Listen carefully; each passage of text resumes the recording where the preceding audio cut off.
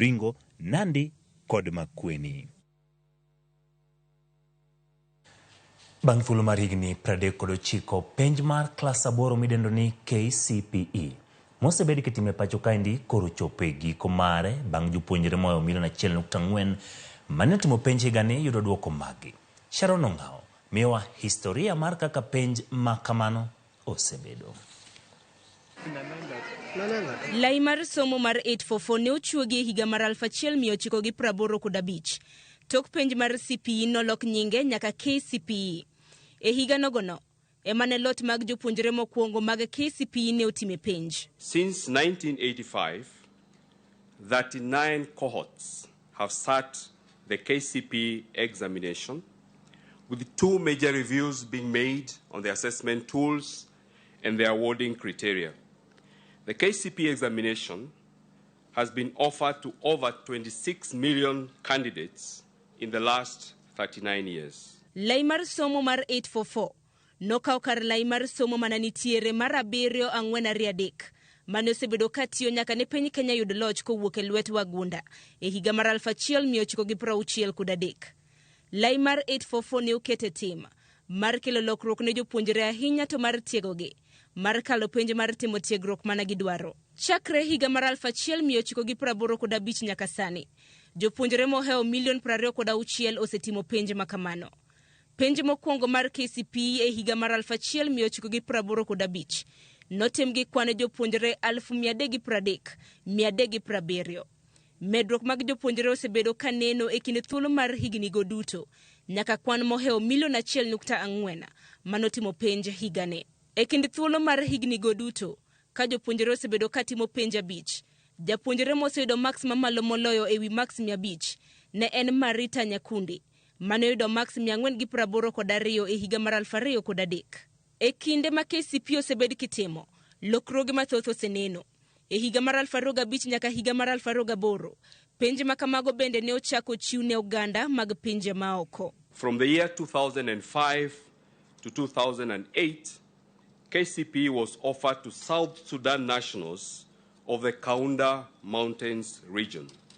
In total, 103,000 non-citizens have been certified after sitting the KCPE examination. Lokruok machielo maduong' ne oneno higa mar 2015 bang' duol mochung' ne penj NEC nothicho oko chenro mar lando nyinge jopuonjre gi skunde motimo maber e penj. E seche mani chiwo duoko, jopuonj mosebedo kanono penj mar KCPE kuom thuolo malach bende ne odhial. We will award Minister these 3 long-serving examiners of the KCPE who have served in the marking of examinations for more than 30 years. Please clap for them. Jatend migao mar somo Ezekiel Machogu bende notiyo gi thuolo mar pako jotend migepe mokalo e migao mar somo. A candidate who sat the KCPE examination in 1985 at the age of 14 is now aged 53 years old. So like with Arengo, who released the first KCPE examination results, I also feel privileged to be the one at the apex of the transition point from the KCPE examination to the Kenya Primary School Examination Assessment, which has been conducted in 2023 for only the 2nd year. The 4 presidents of Kenya, whose governments steer the implementation of the KCPE examinations and equipped schools successfully to ensure quality products came out of our standard 8 national examinations. Ne wayudo thuolo mar loso gi moko kuom jopuonje mosebedo kanono penj mar KCPE kuom thuolo malach. Asebedo ka puonjo English, asebedo ka mark composition for a long time, since 1995.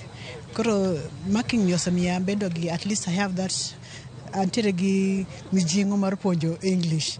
Osamia bedo gi nyithindo mana puonjo, nitiere moko moseyudo 99, nitiere moko moseyudo 98 nikech experience masebedo ga kuom marking composition. Asepuonjo e school mar jogo mokwinji kuom higni 33 since 1989 nyaka sani.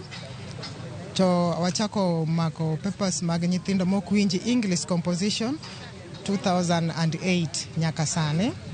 to KSL nochakore 2010 nyaka sani. To gima nyalo wacho mar English ne imakowa gi rumbi mar jogo mawinjo. To ka wane rumbi to kwanyal nitiere weche ma tek mondo wapogi. Chako nono higa mar 1998. To aseneno ka nitie improvement mang'eny. Sana e Kiswahili ka osebedo ga matek chien kanyo na nyithiwa mantie Luo. Negineno ni Kiswahili tek. To igni maseneno kaneno taneno ka nyithindwa go biro malo. Lai mar penj mar 844 ne oketo maino e kalo penj, kano keto jopuonjre gi piem. E kinde ma pasia mar lai mar penj mar 844 rumo, lai manyien mar 2-6-6-3 bendo sechak kete tim. Jopuonjre biro bedo katimo penj maduong' e skunde mag primar e grade 6, penj midendo kaka KCPE. Penj mokwongo mag KCPE notim higa mokalo, ka jopuonjre itiego e somo 12. Sharon Ong'ao, Ramogi TV.